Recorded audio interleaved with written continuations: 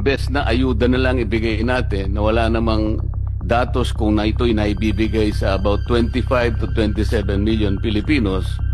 Hindi ba maganda ka kung sa bill ko na lahat ng kumukonsumo ng elektrisidad, let's say 200 to 234 kilowatt hours,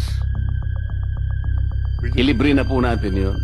Kaya ko nasabi na mas mabuti pa yata, mas practical, na ibigay na lang natin na parang subsidy sa kanila. Siguradong mapupunta sa kanila, walang corruption, wala pang magpapasikat na politiko na akala mo galing sa kanila.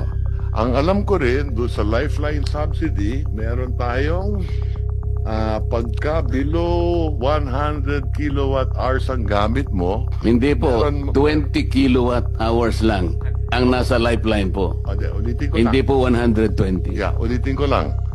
Pagka 71 to 100 kilowatt hours, may diskwento ng 20%. Pag 0 to 20 kilowatt hours, 100% libre.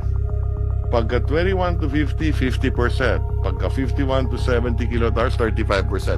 Kabisado ko po yung secretary, laderize po yan. Katapos-tapusan po ang Lifeline, Yes. 20 kilowatt hours. That's Parang ang isang bahay nagsindi ng ilaw isang araw, yung 29 days, hindi na siya Pero gagamit. ang pagkaalam ko dito, hindi napapatupad to. Hindi nga po. Kaya nga, ang gusto ko lang pong sagutin ninyo, mas practical po ba yung iniisip ko na imbes na po ayuda na wala naman po talagang malinaw kung talagang ito'y kinapupuntahan talaga ng targeted sector, doon na lang natin ibase kasi po. Kaya ako binanggit ito, ako isang ayon ako na dapat patuparin natin to at kung kinakailangan, i-adjust natin na mas mataas. Ngayon, nakala ko kasi kontra ka kanina, Hindi, Secretary. sang-ayon nga ako eh. At dadagdagan mo pa pala.